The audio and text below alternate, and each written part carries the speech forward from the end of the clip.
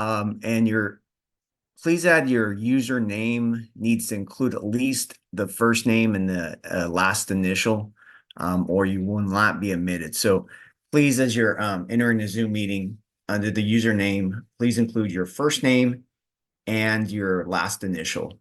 Thank you.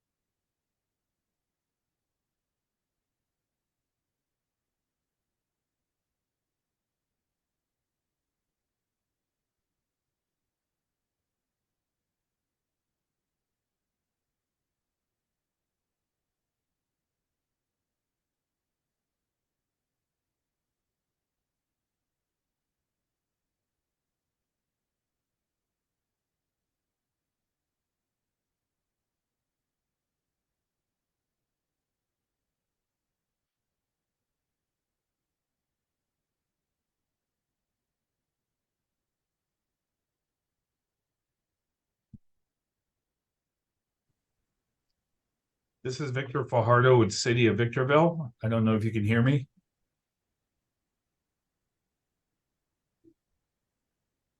Yes, we can hear you. Oh, okay. Good.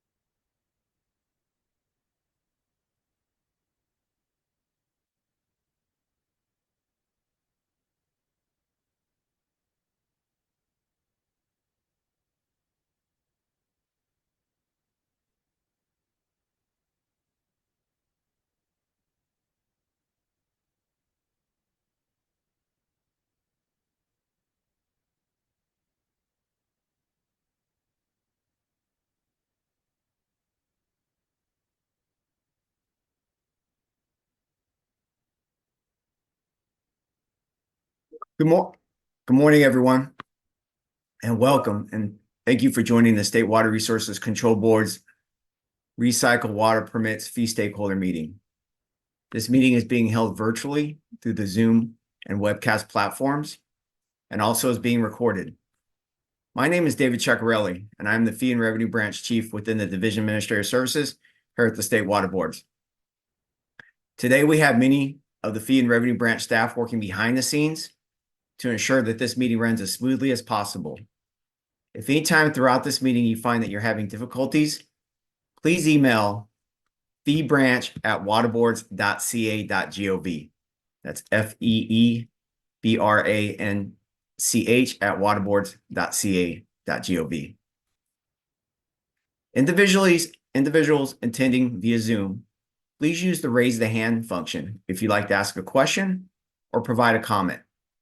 If you're joining us through the webcast, you can also submit a comment or ask a question by emailing us. And again, the email again is feebranch@waterboards.ca.gov.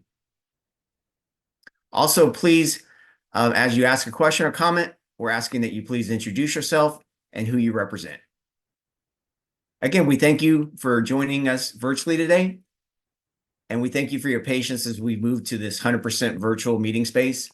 We're doing our best to ensure that everyone can participate in an effective way. So I just wanted to go over just a few of the meeting guidelines.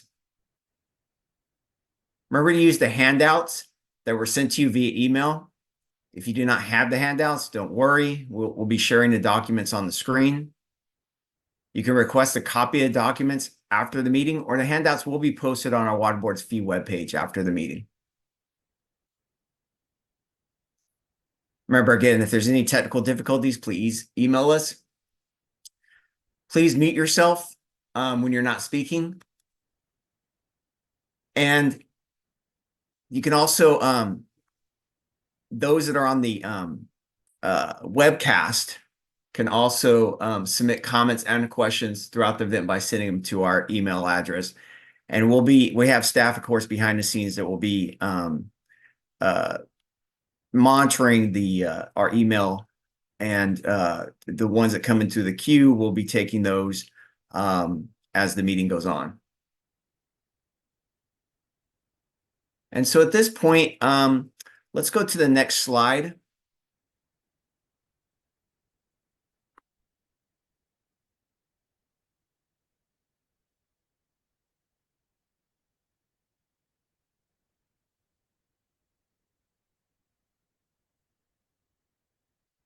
Okay, thank you. And before I go through our presentation, I do want to do a couple introductions here. We have various staff from the water boards. We have staff from the fee side of the house, and then we also have water quality program staff. And so at this point, I'm going to introduce the water board fee staff that's been working on this and is going to help with the presentation.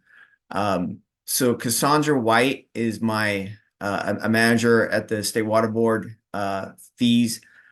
She'll be helping with this presentation. She'll be introducing some of the options as we go through the presentation.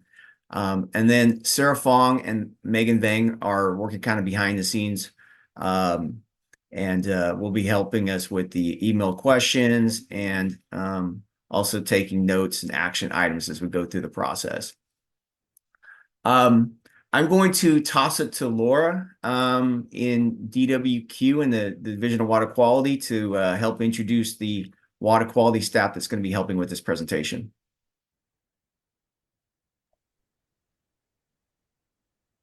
Good morning. My name is Laura McClellan. I am the unit senior for the Recycled Water and Desalination Unit in the State Water Board's Division of Water Quality. And so with me today from the Division of Water Quality is Rebecca Greenwood, who's an engineering geologist in our unit, as well as Annalisa Kihara, the Assistant Deputy Director of Division of Water Quality. So I'm actually going to kick it right to Rebecca to get going with the presentation. Thank you. And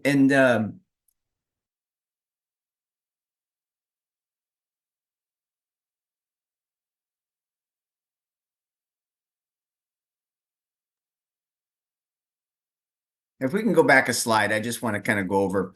And so today our presentation, we'll start with recycled water history, kind of how we've gotten here, permitting staff and fee authority, the fee development timeline, our guiding principles for the waste discharge permit fund program fees, projected program expenditures, impacted permit types, fee options, an open discussion, and then next steps. And again, before I pass it to Rebecca, again, I want to appreciate, just acknowledge all the stakeholders that are joining us today.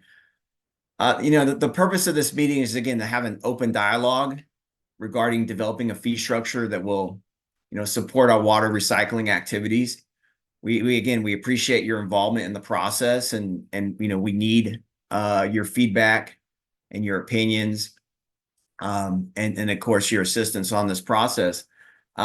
Staff have developed 3 proposed options that we'll be introducing and reviewing today. Each of these options are a concept of what a fee structure may look like. Keep in mind, nothing is set in stone at this point. We have opportunities to make adjustments and or develop other options if applicable. So just kind of wanted to kind of throw that out there. Again, open forum today. We appreciate everyone's dialogue. And as we talked about next steps, there's other opportunities, another meeting that's going to be scheduled. So we'll be getting into that. So with that said, I'm going to toss it to Rebecca, who is going to start the presentation and go over the history of the recycled water program. Perfect. Thanks, David. Again, just want to echo what David said. Greatly appreciate everybody's participation today in trying to come up with some options and fees for this program. And we wanted to start off with a little bit of recycled water history, and many of the people that I do see in this platform here know this very well. And so I'm really glad to see that we have a lot of recycled water represented here. And just to start out with, I just want to acknowledge that long history for California and recycled water.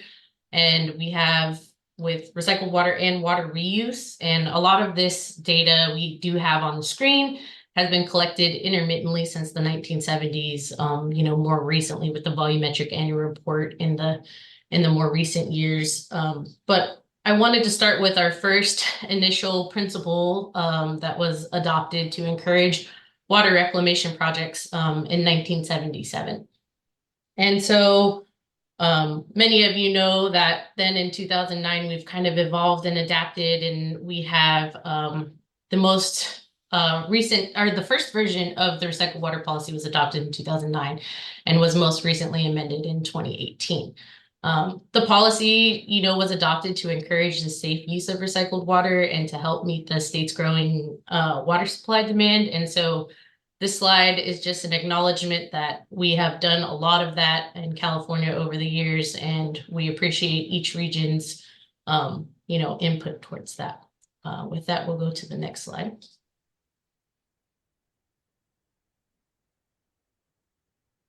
Perfect. So recognizing that importance, that recycled water is a critical resource for California in helping diversify our local supplies and improving our long-term resilience.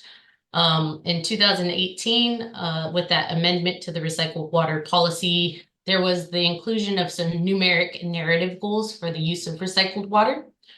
Broadly speaking, the goals focus on increasing the volume of recycled water statewide, increasing the reuse of wastewater that is discharged to the ocean, and finally increasing reuse in areas where groundwater supplies are threatened.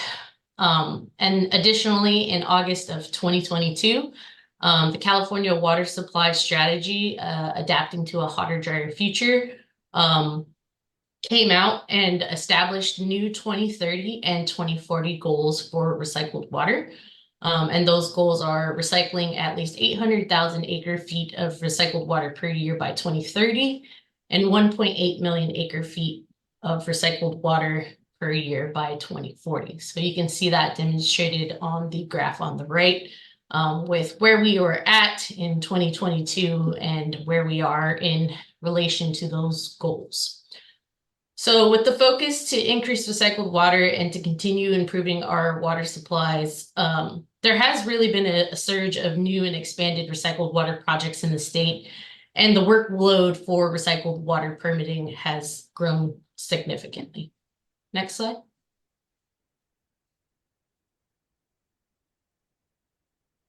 Perfect. So currently, recycled water permitting is absorbed by the existing National Pollutant Discharge Elimination System, or NPDS, and the Waste Discharge Requirement, WDR, program staff. And for a lot of these projects, it can take more time to permit these. So for a non-potable project, it can take up to 25% longer to incorporate water recycling requirements into permits. And the increase becomes even larger for time and complexity when developing permitting for potable recycling projects. Prior to 2023, the water boards lacked authority to assess fees for individual water recycling requirements, and the additional time and complexity that it took for a recycling requirement to be incorporated directly into a WDR or NPDS permit. So in 2023, there was a trailer bill that was included in the budget that provided fee authority for recycled water permitting. There was also a successful budget change proposal, or a BCP, where the water boards obtained 15 positions for recycled water permitting. Next slide. So the successful trailer bill allows us now to establish the fees for the water recycling requirements. And this fee authority has been made explicit through a cleanup to water code sections 13260 and 13523 to ensure the adequate oversight and resources for timely permitting of recycled water projects. I'll pause here to see if there are any questions from the email inbox or on the platform, and if not, then I'll hand it back to the fees unit. No email questions. Okay.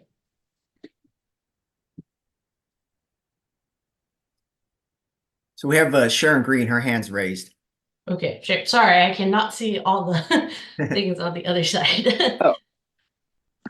Okay, I don't know if this is the right time for my question. I was just wondering if it was sort of a lingering thing. I haven't had time to do a deep dive back into the BCP. But is the revenue, I know you're going to get more into, all the revenue that you're trying to raise and all of that in a few minutes, but one of my basic questions was whether the recycled water piece is just a portion of what was in the BCP, or whether it's all of it. It was a portion. Yeah, it was a Okay, portion. so it is segregated from, because I yes. know there was like stormwater related stuff and maybe some Yes. other things. And I Yeah. just wanted to get that clear. At the Yeah, beginning. you're correct. The full BCP for the water supply strategy was around 28 positions, and they did include some stormwater and desal and some other positions. But yeah, today's focus will be on the 15 recycled water PYs, and that'll be discussed in the projected program expenditures slides from fees.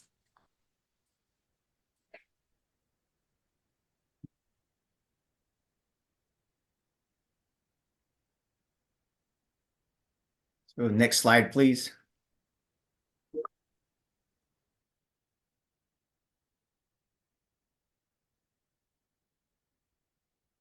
So I wanted to go over the our fee development timeline.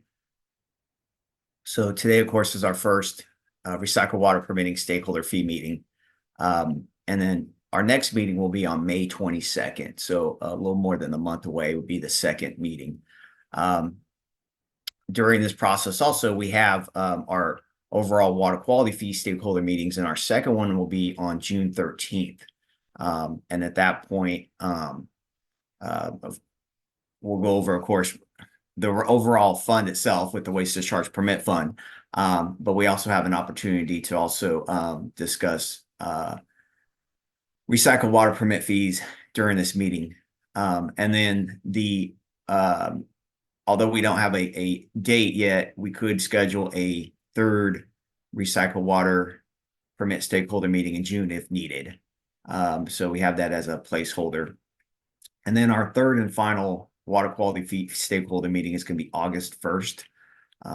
By then, of course, the governor's enacted budget should be signed, and then we'll have an opportunity to go over the budget for the water quality fee stakeholder meeting. And so what we're driving to is to take a proposal for recycled water permit fees, a fee structure to the board at the second September board meeting. And I don't have the exact date of that. And of course, that structure will be for fiscal year 24-25. So staff present to the board members a fee structure for their consideration and adoption. Part of the process is that 10 days prior to the meeting that the agenda would be posted for an opportunity for stakeholder comments. And so there'll be a comment period, of course, when the board agenda comes out, and gives an opportunity, of course, for discussion. And of course, at the board meeting, there's an opportunity for discussion between the board and the public and staff. So this is basically kind of at this point our fee development timeline. And again, we're driving to have a proposal and presenting to the staff, to the board at the second September board meeting. Next slide, please. So just kind of wanted to talk about some of our guiding principles for the waste discharge permit program fees. Those that have participated in these meetings are, of course, our water quality stakeholder meetings in the past. These are some of our guiding principles that we try to stick with as we develop our fees. One, we try to keep our revenue neutral. We're not a fee for service model. And what I mean by that, when we do develop our fee structures, we do consider kind of the staff time that's involved in the permitting process.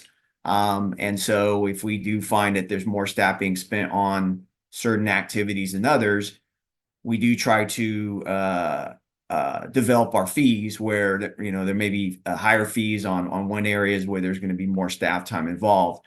But we don't, when we talk about fee for service, we don't time track. We don't do a cost recovery program. We're not having staff track every 15 minutes and so forth. So again, we don't have a fee for service model. These fee structures we implement statewide. And what I mean by that is because we have regional water quality control boards throughout the state. We have 9 different regions. And we try to implement a fee structure that we can structure throughout the state, within the state board and our regional boards. We have indirect and redirect costs that are added to direct program expenditures. And so when I mention that, we have, an overall budget that comes out through the enacted budget, through the governor's office, and we get the information from the Department of Finance. And this kind of goes more into when we're working through our regular water quality stakeholder meetings, and we're looking at those costs. We have the direct cost, of course, for staffing, but then we have indirect cost as rent, utilities, everything that's associated with running operations with the state. But we also have what we refer to as redirected costs, and again, those that are familiar with the budget process, we have things like basin planning, TMDLs, enforcement. So we have this other cost that at one time was general fund supported, and then was transferred over to fee authority. So we do build those costs into the expenditures. And then we do our best to try to minimize yearly swings. Our board has asked us try not to take large increases each year that may go up and down to the stakeholders. We realize that the general public, they build budgets and they like to try to have some predictability on their fees each year. And that's why, of course, we have the fee stakeholder meetings so we can talk about these costs. In general, our fees range between 4 and 6% increases each year. And this is just a result of higher costs to employees, meaning whether it's retirement, healthcare cost, each representations of staffing at the state level are represented by different unions, and these unions have negotiations on salaries. All this is out of the water board's hands. This goes through the legislation that is approved through negotiations, and so that's kind of part of the whole fee stakeholder process is when we start talking about cost drivers. And so again, the kind of normal general costs range between 4 and 6% every year. So those are kind of our general guiding principles when we adopt fees. Next slide, please.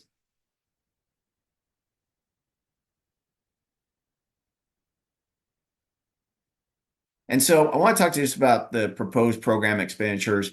As mentioned earlier, for fiscal year 23-24, there was the water supply strategy implementation BCP, which allocated resources to address critical statewide water supply needs through planning and permitting for new water supplies. And in this BCP, it did carve out 15 positions to work on, of course, water recycling activities.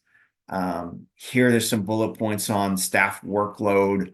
1, review and process recycled water permit applications and renewals, including updating permits to be consistent with recycled water regulations to protect public health and the environment. 2, conduct community engagement and outreach related to planning and promoting recycled water implementation. Communicate processes and activities required in permitting recycled water projects to interested parties. Coordinate with agency partners to assist in conversation efforts through sharing recycled water, drinking water, and wastewater data. And coordinate with the Division of Drinking Water, Division of Water Rights, Division of Water Quality, and interested parties on facility permits consistent with water boards, racial equity resolutions, and related actions.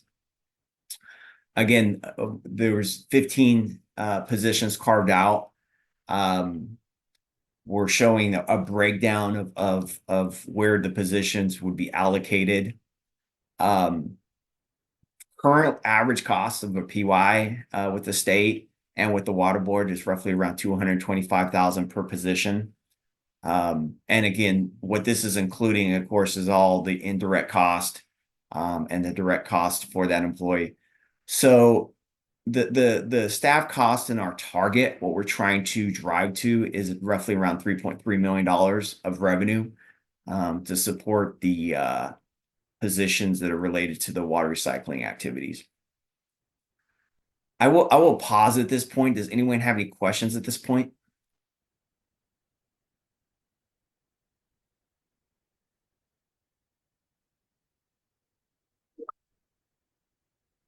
Hey, good morning, Sharon.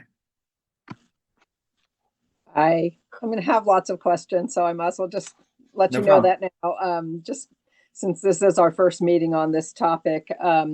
So can you just confirm, it looks like there's no positions in this whole new fee for state board staff? I had thought maybe there was a little bit for that. So it's all regional board, it looks like.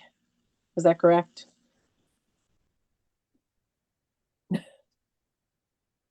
Laura, do you want to take that? Yeah, I can respond. I don't know if you're able to see me, but hopefully you can hear me. So yeah, the budget change proposal did include resources for state water board staff for broader water supply planning activities, such as brackish groundwater desal, seawater desal. There's one recycled water position that's coordination at the statewide level. But those ones are not included in this because it's the recycled water permitting workload that we're really targeting here. So we're isolating this fee to just the regional water board staff that are involved in the permitting activities. Okay. I did have one other question, which is more for David, that is more related to the prior slide, I think, that had to do with reserves. You didn't mention that, David, and I know we talked about it quite a bit in the water quality fee stakeholder group over the last few years. Yeah, so in the overall big picture, we do look at a reserve when we're talking about the waste discharge permit fund. And the waste discharge permit fund has all of our core programs, of course, in there, from WDR, MPDS, stormwater, the ag, the dairies.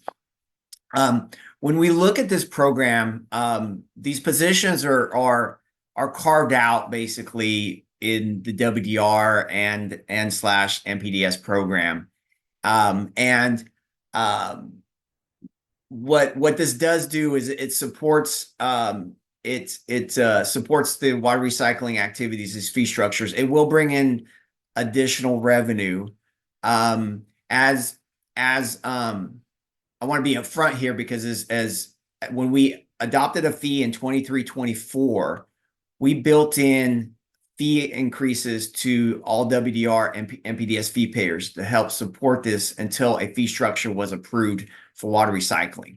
So as we generate this new revenue and we put this into place, we will have to kind of recalibrate the fee structure on WDR and NPDS, because of course, by bringing in roughly, 3.3 million, we'll kind of recalibrate fees on WDR and NPDS fees. They'll be slightly go down, or they'll be minimized a little bit based on that additional revenue. So yeah, in the big picture, I mean, we'll be looking at the total reserve of the fund. Yes, this revenue does help. At the same time, though, we'll be making adjustments on, of course, WDR and NPDS permits as this fee revenue offsets. Does that help answer your question, Sharon? Yeah, I think so. I mean, I was just trying to get in my mind whether we should kind of have in our minds that there's like a 5% add-on. It doesn't sound like it exactly. I know that's not specifically how it works, but No, because these are new positions, but we're also creating a new fee structure to help support those. So we're again trying to isolate it with this revenue, just help support those positions. But it's not like we're like water recycling is becoming like another new core program, meaning Right. because we have the WDR, we have the NPDS, so those are kind of the hierarchy programs. And then these positions will be within, those programs. Okay. I do have one other question. I'm just thinking maybe it's better for later, but Okay. maybe I can just say it now and you can decide. Okay. Which is kind of like, a lot of new recycled water projects, particularly the potable reuse ones, take a number of years to develop. And I think one thing that would be good to be thinking about is sort of when are the permit fees triggered for a new project? Obviously, existing projects, it's kind of obvious, but that is something that maybe down the road you can address. Okay. I mean, unless Laura, you want to answer that right now, or Yeah, I mean, I think it goes back to what David was saying about how this is not a fee-for-service model, that there's, I would say, much of the permitting activities that regional water boards are doing are related to coordinating with project applicants prior to submitting an application for a permit. So there's a lot of workload that's involved prior to the point in time when a report of waste discharge is even submitted. And so we don't track our staff time in that way. It's not a per permit kind of model. So I think the broad answer is that fees for one project support some of those planning activities for the next project. And that's just the way that our model works.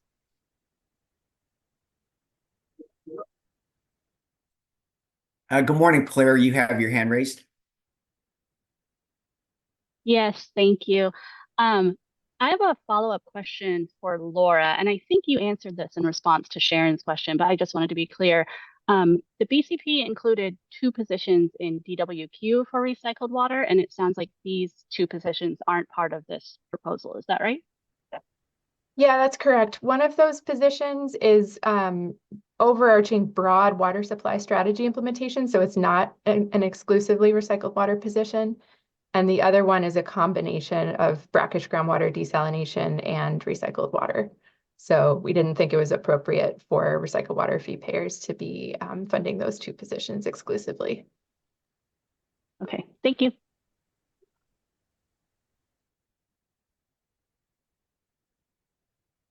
We can move to the next slide.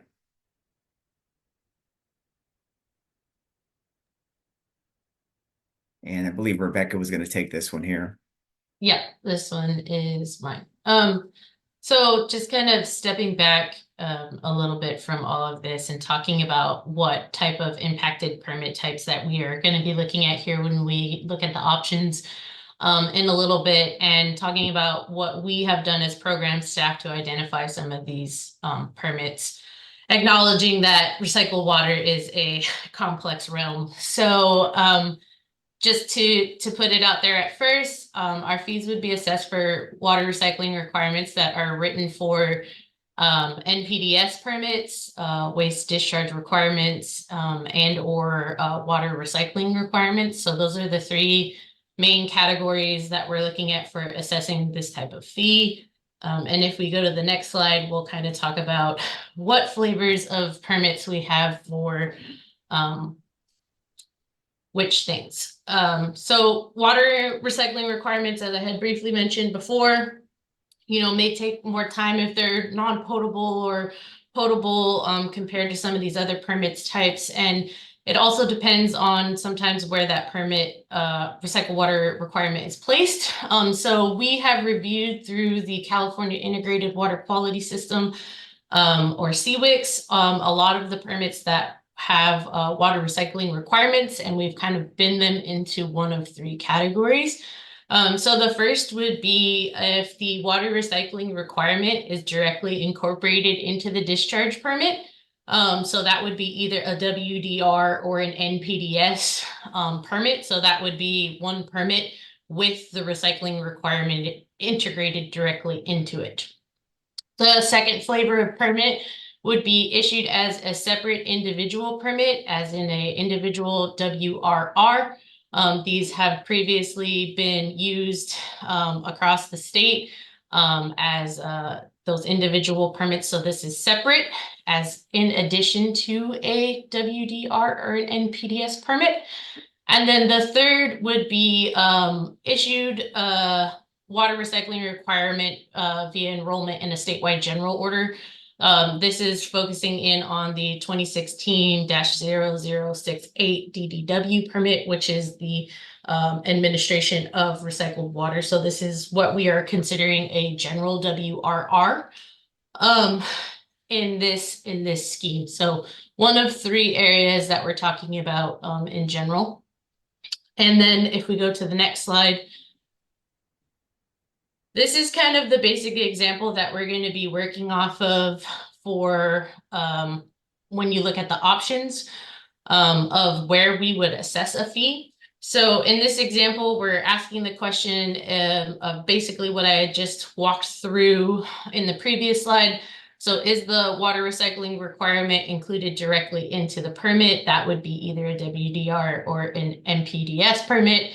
If that is the case, then we would be proposing a surcharge. If the answer to the question of are the recycling requirements directly incorporated into the permit, we would be looking at if there is an individual water recycling requirement or if they're enrolled in the general water recycling requirement, that general WRR. So that would be the permit plus case. So that would be a WDR and NPDS plus a separate individual WRR plus a separate general WRR.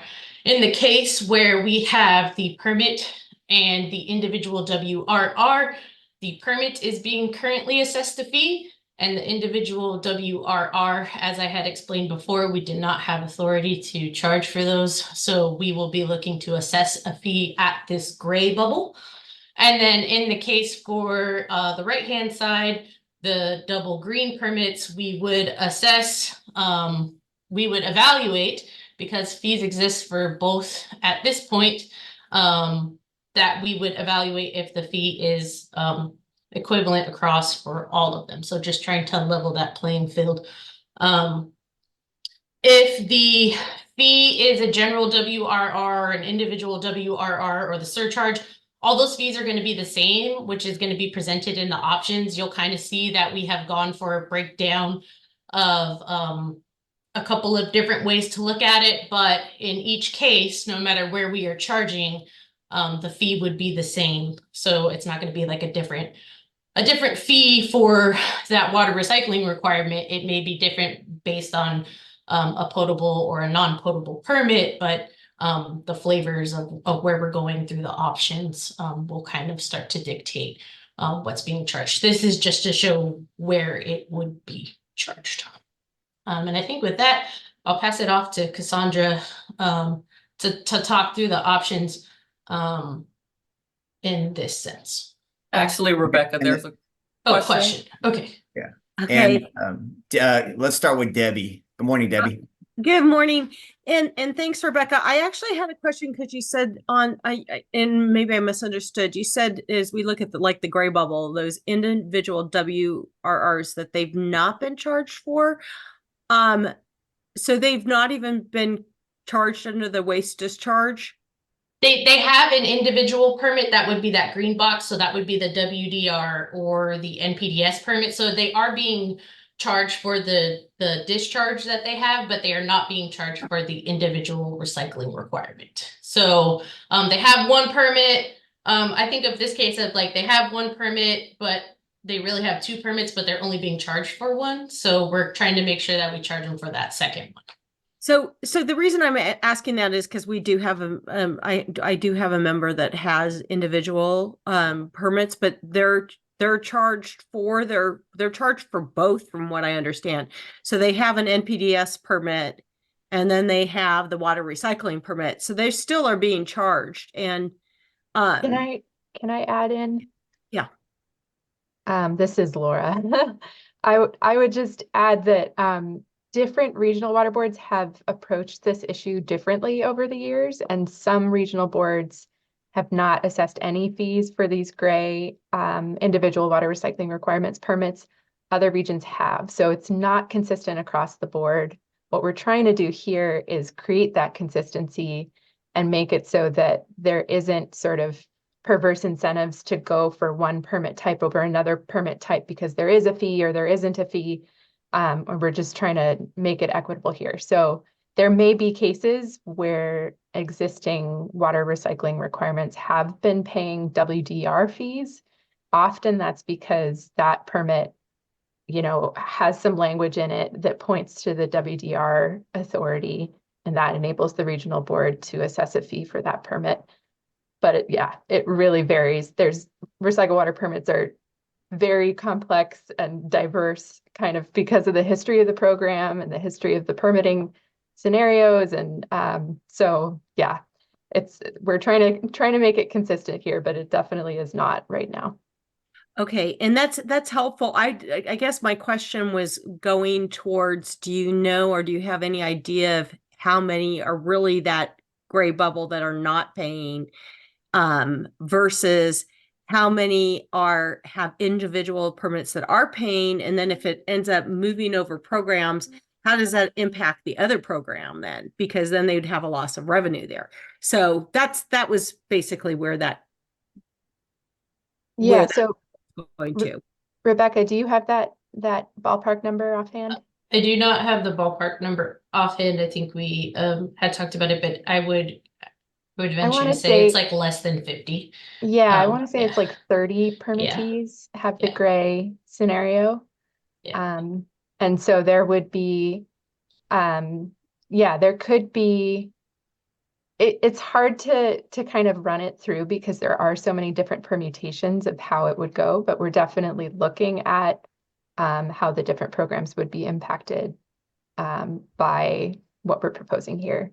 So if you have specific permits that you're interested in finding out more about or kind of running through the hypotheticals with us, let's talk through that offline, because there are just so many different ways that it could go.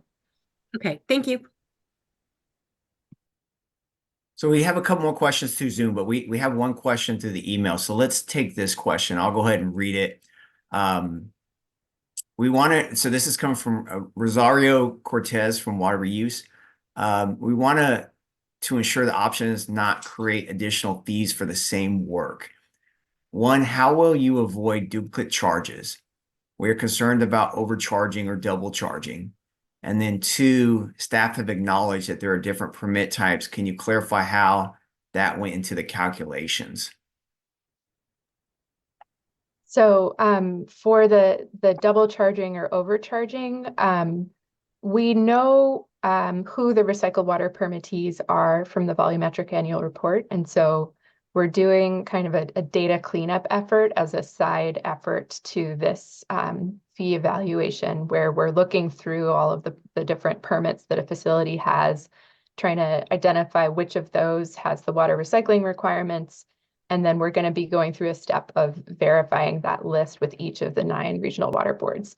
So, yeah, there's definitely data cleanup needed, and we'll be going through that effort in the next couple of months. And then the second question, yeah, same. So through that sort of data evaluation, Rebecca, I don't know if you want to add, but we've been kind of flagging all the different permit types and who fits into which of these different colored buckets, and what scenarios folks have. And it's pretty illuminating that there are so many different scenarios and circumstances. Some cases facilities have one permit, some cases they have 4 or more. It really varies based on the situation and the recycling scenario, and also the history of how permitting is done in that region. Yep, just to totally agree. And just acknowledging how that went into the calculation. Again, we relied on information that we have collected more recently in the volumetric annual reporting to be able to categorize some of these, as we had talked about before, that potable versus non-potable distinction as a potential for complexity. So that is kind of where we have kind of landed for that, which will be shared within the options when we discuss those. Noelle, good morning. You're up next. Thanks. Good morning. I have a question about how this will apply in more, I guess, obscure situations. So I'm with Wine Institute, and so our members, in some situations, their permits sort of tier off of the water recycler, so they are allowed to use that water. So one question is, will the users who are incorporated into that permit be subject to these additional fees? So maybe you can answer that, and then I have another question. Yeah, for now, what we're focusing on is the production of recycled water. So the wastewater treatment facility that is holding the permit that is producing the recycled water, not necessarily on the users of water. So there may be an additional permit, like we talked about, that general WRR, that 2016 permit, that is the authorization of distribution of recycled water. Those people would still retain that permit fee, but we're not going for individual users to flag this new fee on. You would continue to use your recycled water use for your approved thing per the direction of your facility that provided you the water. So yeah, we're not looking to charge like the individual users in this case. Okay, thanks. That's helpful. I mean, I suspect that ultimately we will get some of that fee passed on to us, but that's helpful to know that there won't be a separate fee assessed. The second question I have is, so some wineries are recycling their process water, like they're recycling that process water, then using it in their toilets, in some of their, like, for non-potable uses. Would those, when that's covered under their permit, would that be subject to this fee? So I feel like in a lot of cases, and yeah, Laura, jump in here if you want, that those are just considered on-site uses. It's not for the production and distribution of recycled water, and we're not capturing those permits at this point. If it's that on-site wastewater treatment systems, OTS, and all of those types of package plants and things that people are doing to reuse water, we're not capturing those in this. Again, just like that, think wastewater treatment facility. Okay. Yeah, it focuses on California Code of Regulations Title 22 recycled water, which is domestic, municipal, usually wastewater. So if it's a blended source, but it includes some domestic, then it would fall under Title 22 and be subject to this. But if it's just industrial process water, then it wouldn't, and it wouldn't be covered under this. Okay, thank you. Sharon, you're up next. Yeah, on this slide, there's the light green ones and boxes and the one circle. I understand about the general WRR, and I think the statement was made that the fees for those light green categories would be reevaluated for sort of consistency, but I don't exactly understand that for I assume that the boxes are the WDR or NPDES, that's sort of underlying for the facility, for the treatment facility. and not for the recycling because they're broken out. And so I'm a little bit confused about that and what that reevaluation, would be, and wondered it. So if you could just clarify that or explain that again, because I Yeah, got a no. little lost in that one. No problem. And like I'm happy to have this discussion, and I'm glad so many people are asking questions about this because I sit and talk to myself about it a lot when I go, what kind of permits am I looking at? So happy to be talking to a face. But in the permit box, like you got it right on, right? Squares there's a fee, it's assessed, it's a WDR, it's an NPDS, it's something of that case. In the case for the double green box on that right-hand side with that general WRR, a lot of those general WRRs are assessed at a threat and complexity rating. So they already had a fee authority that was in, if you look at the fee schedule, it's already there. A lot of these are assessed at a 3C threat and complexity. So for the sake of just talking, let's say that this number is $4,000. If that general WRR is $4,000 and then we start looking at what we need to generate for this revenue and the number is greater than $4,000 and we leave somebody in that general WRR at $4,000, are we perversely incentivizing you to go get a different permit because we are charging this one less? So whatever we do with the water recycling requirement fee is where we would be evaluating if we're charging enough money. It's not necessarily going to be assessed on the WDR or the NPDS. It would be looking at the water recycling requirement in this case because those are separate in that bottom box. Okay. Yeah, and maybe I can add like the green squares. We're not proposing to change those fees. We're proposing to change the green circle. Okay, yeah, that's what green squares stay the same, circles change, except Yeah. for if you're Right. teal, Well, then that could change. And I think David earlier said there could even be a little bit of an Yeah. adjustment, at least one Yes. year as Yeah. this new fees put in. Okay, that helps with that. I guess I was just going to say, which maybe just seems logical and maybe I don't think it contradicts or is different than what you're saying, but it seems like the incentive should be to, if there is any incentive built in for people to enroll in the general WRR because it is more efficient and there's not supposed to be a lot of work involved or not nearly as much as for an individual permit issuance and sort of upkeep. So I would think that the incentive should go in that direction. And hopefully that's consistent with what you were just saying. Yeah, definitely. And thank you so much. Acknowledge and are hearing you. So thank you. It looks like we also have a question from the email from Bonita Fan at the Inland Empire Utility District. Will this fee cover the hourly rate for the Division of Drinking Water staff charges agencies for reviewing and working on recycled water projects? For example, a new advanced water purification project for subsurface injection. And the answer to this question is this fee that we are talking about today for these water recycling permits is not covered in the Division of Drinking Water fees. We are totally separate. If they are charging you something for that, then they will continue to charge you for that in that manner. And at this point, we do not have any connection to those.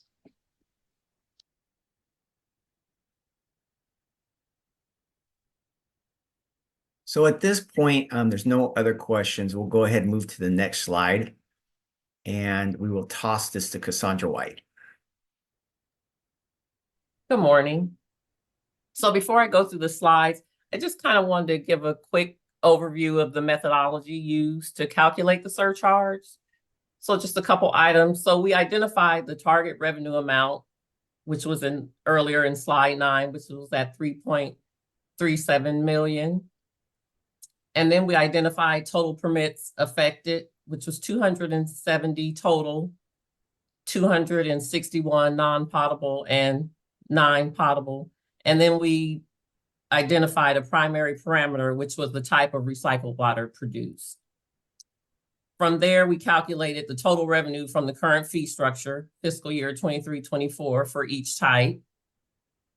And then we identified an additional parameter, the design flow, and we broke that out by 3 subcategories. which was less than 1 million gallons per day, equal to 1 to 50 million gallons per day, or greater than 50 million gallons per day. And then the last step is we looked at the workload of the primary parameter recycled water produced, the workload. And we noted, and as staff mentioned earlier, that potable recycled permits workload takes considerably more effort than non-potable, nearly 3 times the amount. And so that was a major factor in calculating the surcharges. And as David mentioned, our fee model is not a fee for service. However, we do take into consideration staff time when developing new fee structures. And that consideration will be reflected in the surcharge rates. So we'll go through all of the options and also some examples, and then we'll take questions at the end. So starting with option A, it's a flat surcharge rates for all types of recycled water produced. And so the 2 categories again was non-potable, potable. The total permits, we identified the revenue, the current year revenue. So the 16.1 million was non-potable and nearly 1.7 million was for potable. And the total that we'll be working with through all of the options is the 17.8 million. And for non-potable, we apply the 16% surcharge, which is scheduled to generate nearly 2.6 million. And for potable, we applied a 47% surcharge, which will generate 784,000, which comes to a total of 3.3 or nearly 3.4 million to cover the new surcharge. And the projected amount for fiscal year 24-25 would be your base fee plus your surcharge. It's going to generate around $21.1 million. Next slide. Option B, we looked at surcharge. We did a surcharge just by flow. So we didn't break it out or consider potable or non-potable. So the first category, less than 1, there was 96. The revenue was almost 1.6 million. And we applied a 12% surcharge. The second category was 1 to 50 million gallons per day. It was 158 permits. And it generated, the current revenue generates 9.7 million. We applied 17%. And the third category was over 50 million gallons per day. There were 16 permits, and it currently generates about 6.4 million. We applied 22%. And total, all of those, it's going to generate roughly about $3.3 million. And overall for the year, it would generate just over $21 million. Next slide. And then with option C, this option looks at first our primary parameter, which was recycled water produced, non-potable and potable, and then broken out by design flow. So for non-potable, less than 1 million, the current revenue was 1.6 million. We applied an 8% surcharge. The second category, we applied, it was 9.3 million, and we applied a 12% surcharge. And then the third subcategory, there was only 13. We applied, it generated 5.1 million. We applied 22% surcharge. So the total produced for non-potable in this category would be just about 2.4 million. And the overall for 24-25 base and surcharge, it would be about 18.5 million. Next slide. And then the same category for potable. Currently, there are no permits that fall under the less than 1 million gallons per day in this category. But we did create a 24% surcharge for future use should there become some permits in this category. The second subcategory, 1 to 50 million gallons per day, there was 6, and currently generating about 423,000. We applied a 36% surcharge. And the final category, over 50 million gallons per day, there are 3 generating about 1.2 million, and there would be a 66% surcharge. And total, this group would generate about just under 1 million at 974,000. And for fiscal year 24-25, the base and the surcharge applied would generate about 2.6 million. And overall, it would generate about 3.36 million and just over $21 million. Next slide. And then I also prepared some examples to demonstrate actual impact based on the fees, the current fees, and they're kind of displayed by high, medium, and low. But also, I identified 4 sample dischargers that are used, and all 3 options have been applied to these 4 dischargers, A, B, C, and D. So they're just kind of the highest here, 900, just over 900,000 at 16%. The surcharge would be 100 and about 45,000, and the new fee, base and surcharge, would be just over $1 million. And for, just in contrast, the smallest one currently is $1,873. 16% surcharge applied to that is $300 is the surcharge. And then base and surcharge together comes to just about little over $2,100.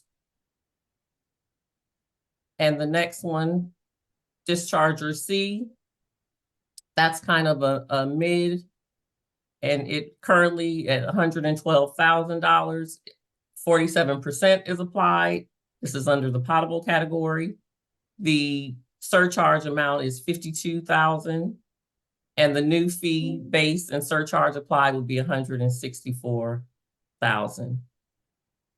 And then another under the potable is $48,000, 47% applied. The surcharge would be nearly $23,000, and the new fee with the base and surcharge would be about $72,000. Next slide.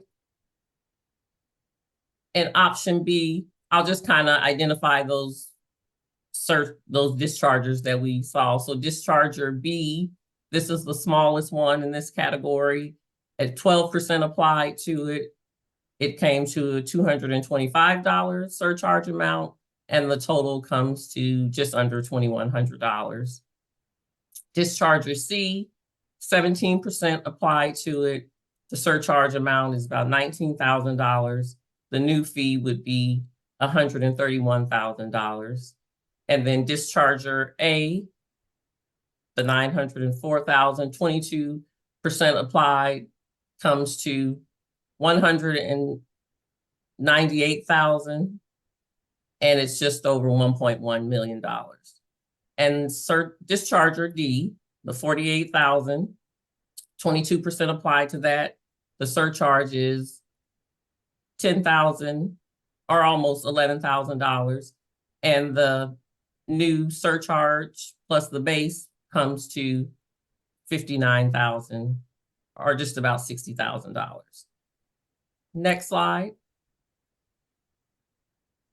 And then last with option C, Discharger B, the lowest one, 8% being applied. The surcharge amount is $150,000. And the new fee, the base and the surcharge comes to $2,000, just over $2,000. Discharger A, 22% applied, and I believe that was the same of one of the other category, but it's 198,000 and just over 1.1 million. The next slide. And then discharger C, 112,000 originally, 36% applied. The surcharge amount is 40,000, just over $40,000. And the new fee would be base plus the surcharge is almost $153,000. And discharger D, the $48,000, 66% applied. The surcharge amount comes to little over 32,000, and the total fee, the base plus the surcharge, would be almost $81,000. So those are all the options and some examples to just give you an idea of what it would look like. And now we'll open it up for any questions.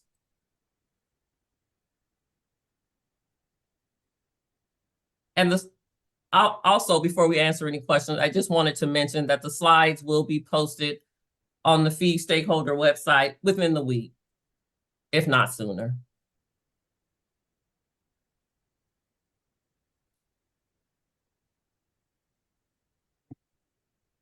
So Debbie, I think you were first up in the queue, so we'll take you first. Okay, oops. Let me start my video again. Okay, so I have two questions for you. One actually had to do, if your option A example, I think it was 3 slides or beforehand, it had different amounts than what was in, not that one, the one one that was just flat. Sorry. So Yeah, that maybe, yes, that one in the option A, the flat one.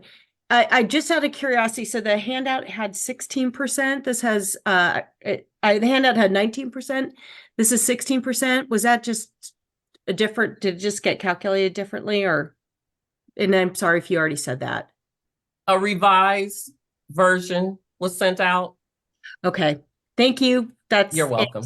That answers that question. Having some issue with email. And then on the last slide that you were showing, that had, I was a little bit, could you clarify on the potable, the 47%, is that the same thing where that was sent out, a revised was sent out? Because I didn't see that one. Correct. Okay, I'll take a look at it. Thank you. I'm sorry. Actually, the examples were not sent out in the handout. Okay, but the number where we would see that 47% versus I have a 24% in there, that was sent out in that revised handout. Correct. Thank you. I'm sorry. That's where I got my confusion. Appreciate it. Okay, no problem. And Debbie, Sarah is going to send you the updated handout right now. So just FYI. Thank you so much. Claire, good morning. You have your hand up? Yes, hi. Sorry, I don't think I identified myself last time. My name's Claire Johnson. I'm with Orange County Water District. I have a question and then a suggestion, and this kind of goes back to Rebecca's slides as well. So Rebecca, I'm curious what your workflow was for identifying the permits, because I agree this is enormously complex and I really commend your efforts to identify the permits. But as I was going through the various options, I found myself wondering who was represented in these various bins. And so it sounds like you consulted both GeoTracker and then perhaps went to CWIX to identify the permits represented by each discharger. Does that capture what you did? Yeah, correct. So essentially we identified the permittees that were recycling water through the volumetric annual report in GeoTracker, and those identified facilities. We then took their translating number to CWIX because that's where they're billed.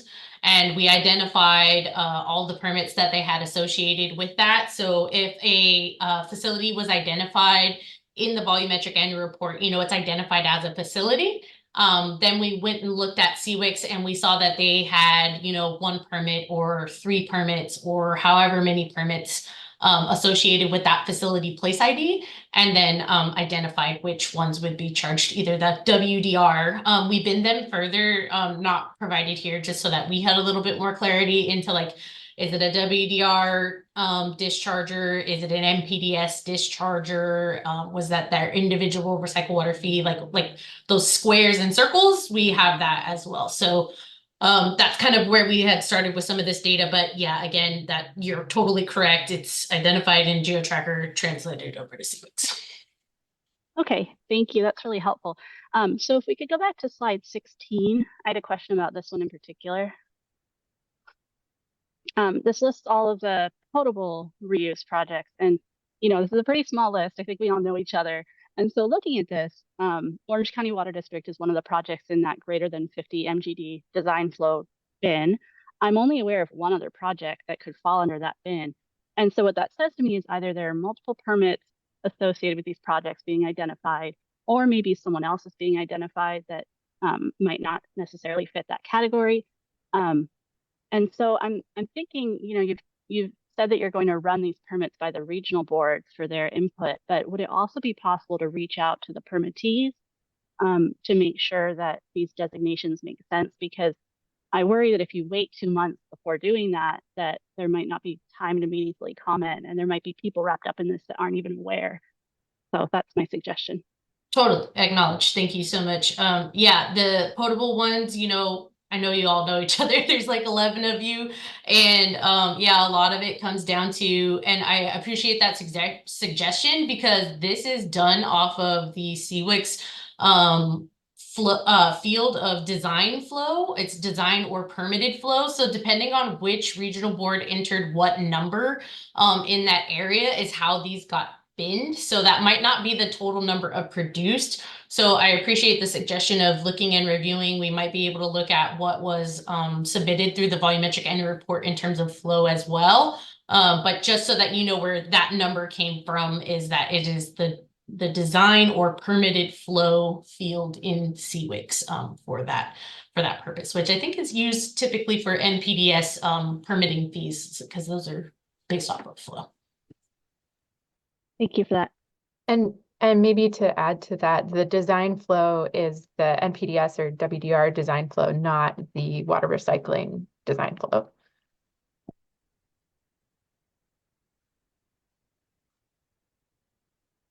Sharon, you had a question? Yes, and it's on this same topic. And Laura's point that she just made was kind of one of the things I was going to bring up about what I was assuming that you were using the design flow of the wastewater treatment plant, because you have the base, how much permit fee they're already paying, and that's what it's based on. So that's a little tricky then, because I do think that also gets to the question or point that Rosario submitted about ensuring that we're not duplicating. And I'm not clear about that, because we have some situations where we'll take Long Beach water reclamation plant maybe as an example. There's the Long Beach plant. We have non-potable reuse and we have a permit for that. We also supply water to the Vanderlands Advanced Water Treatment Facility, owned and operated by Water Replenishment District. So there's different capacities and different activities going on, but I'm not quite sure how you're planning for the fees to apply. Is it just to the us as the owner operator of the Long Beach plant, water reclamation plant, or is it also that WRD would now pay a fee, and isn't that becoming then duplicative to kind of have both paying fees, if that is how you envision it? I'm still not clear about that. And there's several other examples, as you know, there's a number of them.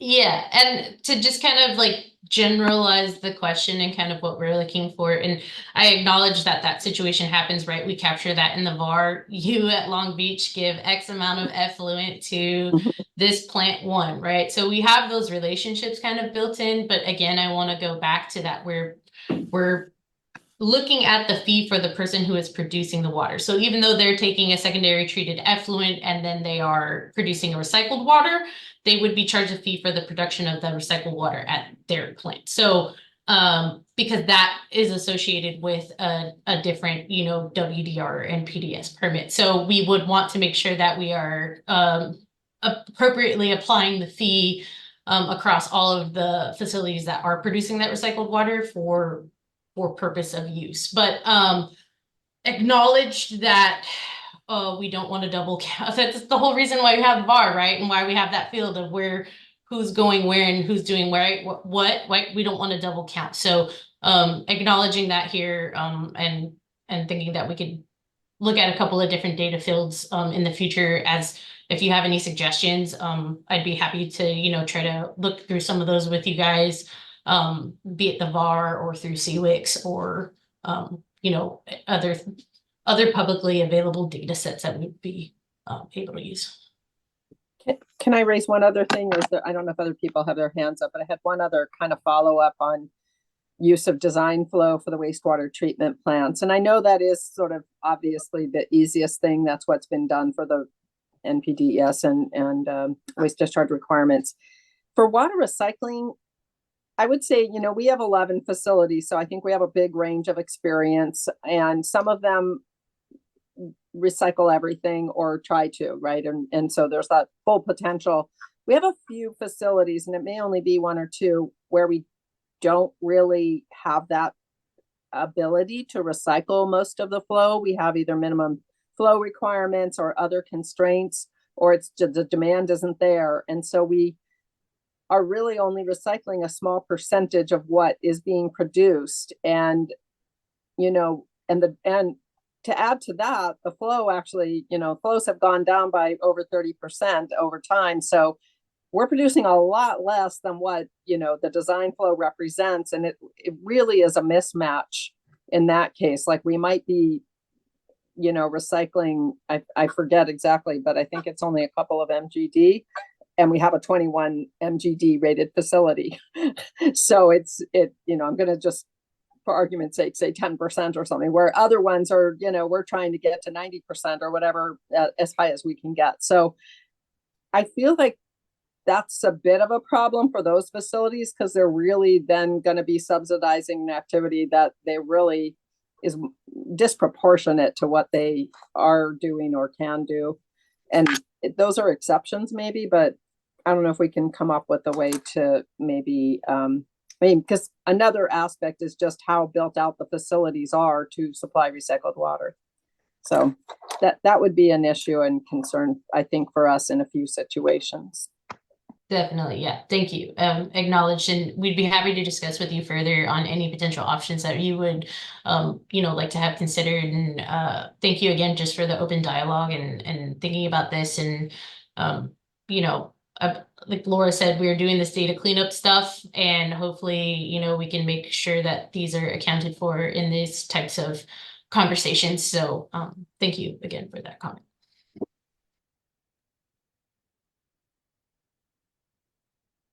Thank you. There are no email questions, so I'll hand it back to David. Okay, thank you. And just to recap, of course, again, these options are concepts at this point, developed to kind of spark the conversations to look at. I know this might be the first time you've seen these, and of course, we're reflecting the examples, and the handout, of course, is also on our website currently right now. And then these examples, these slides will also be posted shortly in the next week or so to our website.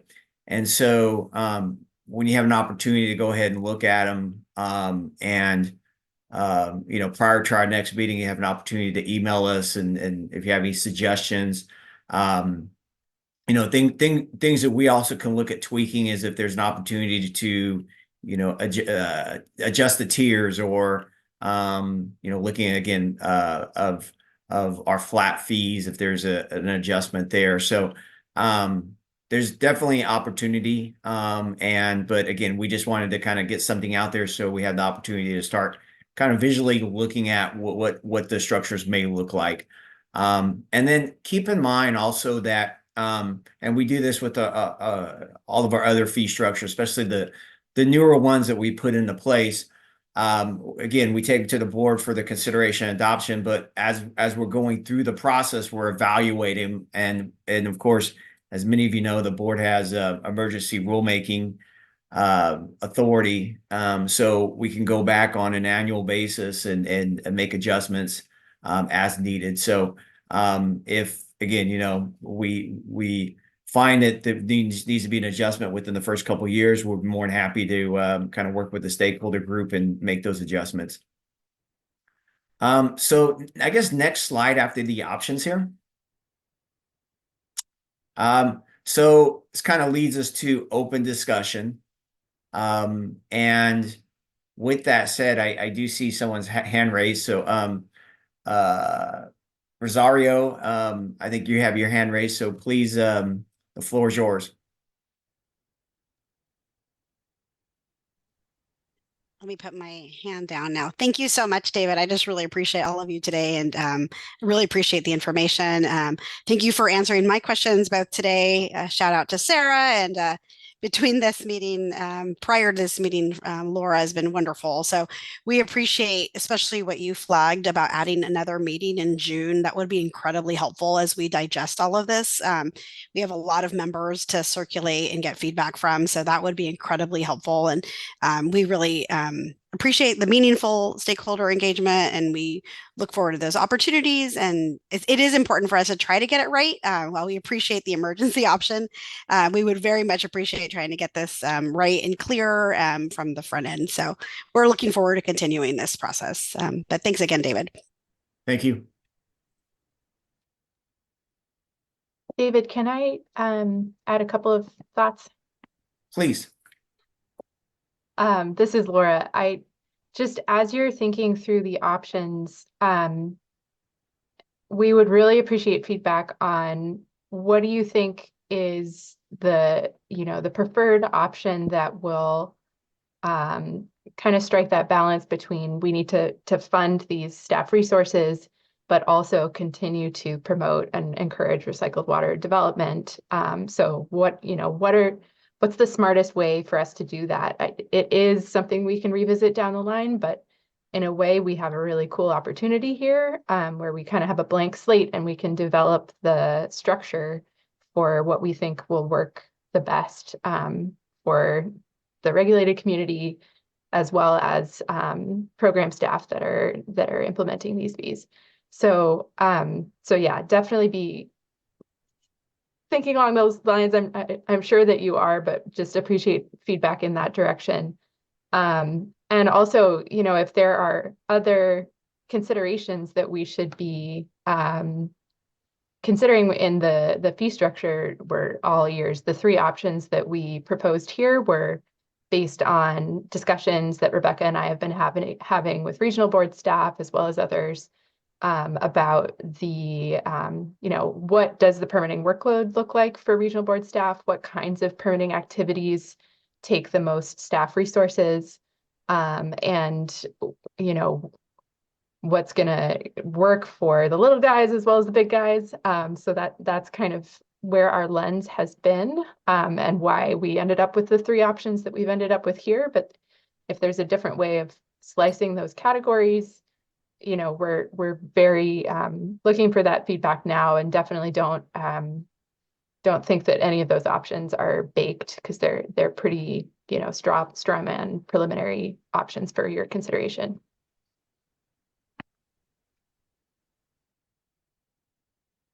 Thank you, Laura.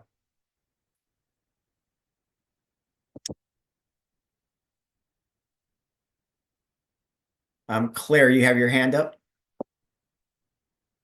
Yes, another question just occurred to me. Thank you. Someone mentioned there are maybe 50 individual WRRs that aren't currently assessed any fee, and what you presented so far was kind of a percentage-based surcharge. And so what would be the plan or is there a plan? How are those WRRs that aren't currently assessed a fee wrapped up into this? Because you can't really assess a percent off zero, right? So I'm just kind of curious how that math worked out. So I can kind of answer that, but it kind of has to deal with the way that we talked about the permitting scenarios with the squares and the circles. So they are currently assessed that WDR fee. So when we looked at it, we binned it and we said this is their current permit fee, like for their WDR, and then we assessed the permit categories, the percentages, and Cassandra can correct me if I'm wrong in that, but we kind of bin them and then put them into groups to be able to assess the percentage. But they do pay a fee for a WDR and NPDS. They just don't pay for the WRR. Okay, I think I might have a couple weird edge case questions about that. So maybe I could just reach out offline to either you or Laura. Yeah, that sounds great.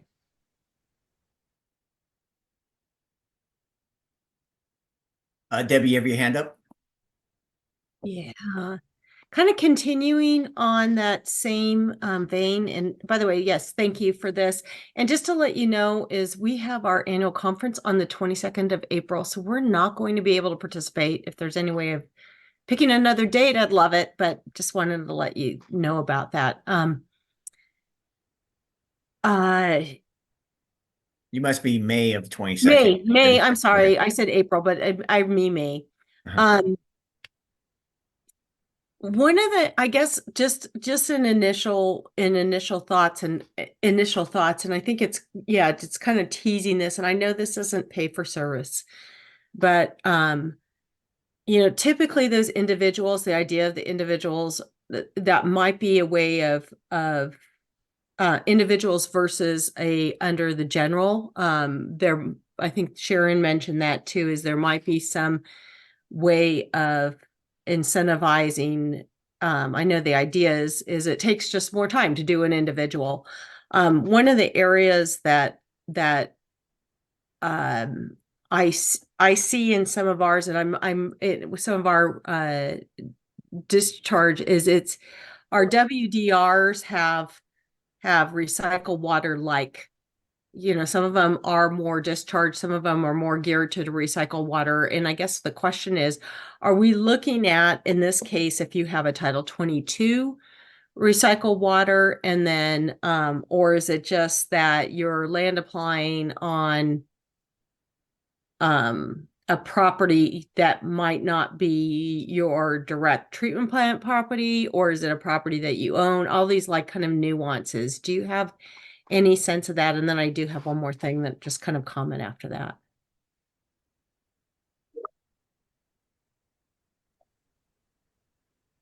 I'm not sure I completely understand the question. Okay, But, so yeah, can you repeat it? yeah, so just on a nuance is when I look at some of our WDRs, we have some that is land applied, they are land applied, right? And sometimes they're land applied on their own area, sometimes they're land applied on another area, but they're not land applied for Title 22. They're not a Title 22 land application. Are you differentiating? I guess the question is, are you differentiating between those, or is that kind of the same?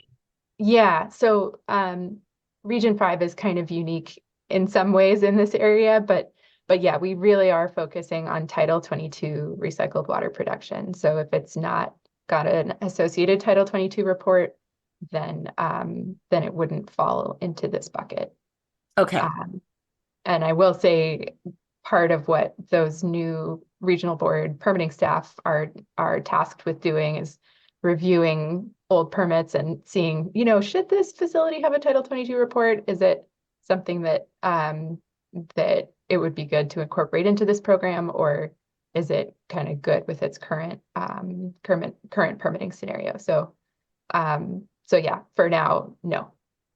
Okay, that helps with that. And then I guess the comment that I made before, then it wasn't really a question, is that for individual permits, you might, if it's just kind of a percentage, it might make more sense to change that if it's just a full-on permit. And something you had said before, and I thought that with the recycled water, with the general order, that the general order could also be for distributors versus production. So are you looking at not charging those where they're for distributors? Or how's that going to happen?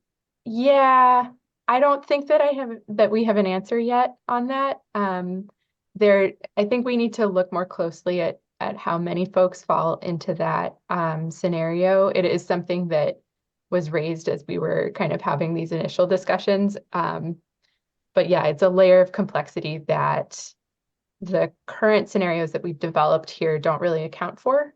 And so, yeah, if you have input on, how you think it should go or what you think would be the most equitable, I definitely think we'd love that feedback. Yeah.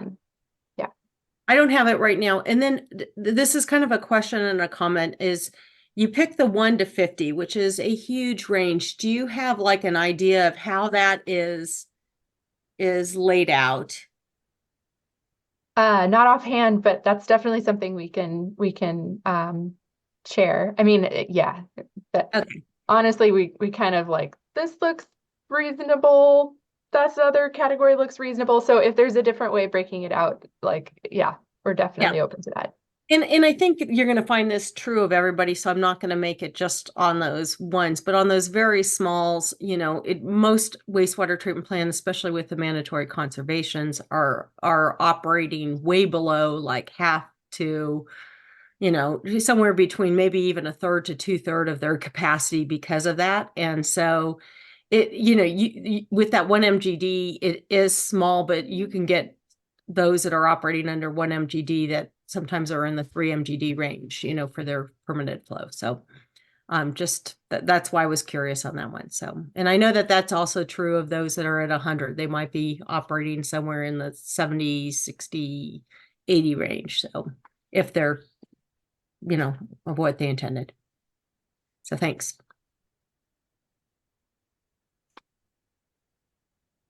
Thank you, Debbie. It doesn't look like we have any other hands raised at this point, and does not look like there are any more questions on the emails. There is an email question.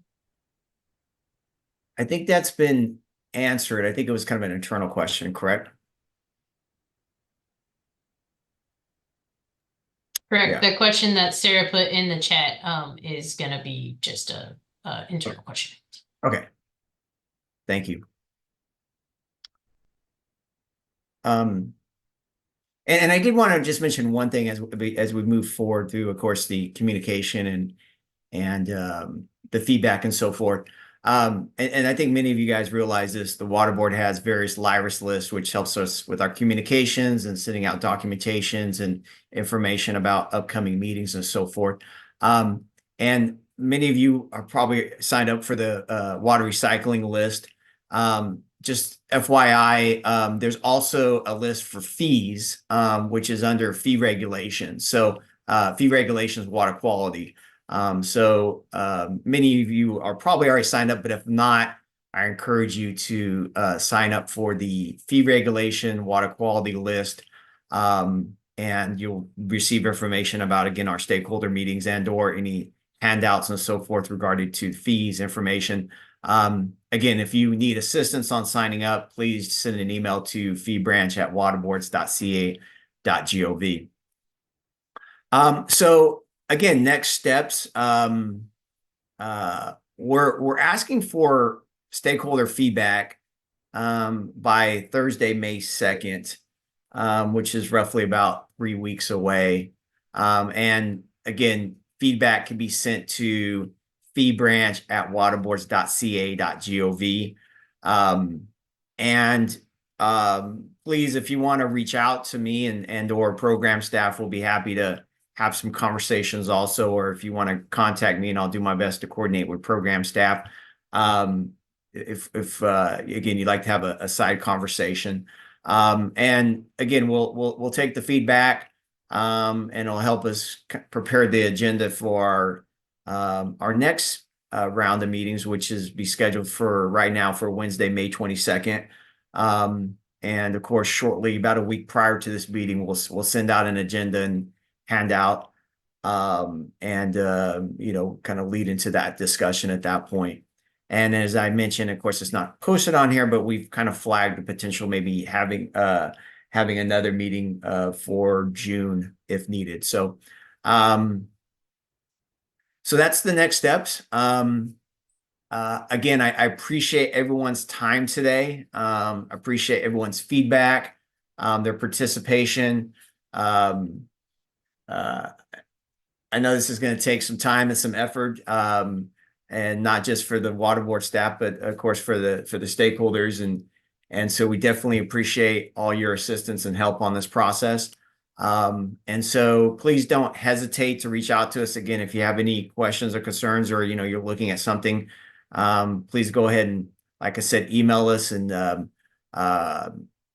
we appreciate all your feedback and help us to kind of drive to developing this fee structure, and kind of as mentioned earlier, trying to get it right the first time. That's one of our goals that we'd like to try to drive to today. So thanks everyone. Again, next meeting will be on May 22nd. So everyone have a great day, great weekend, and we'll be talking soon. Thanks again. Thank you.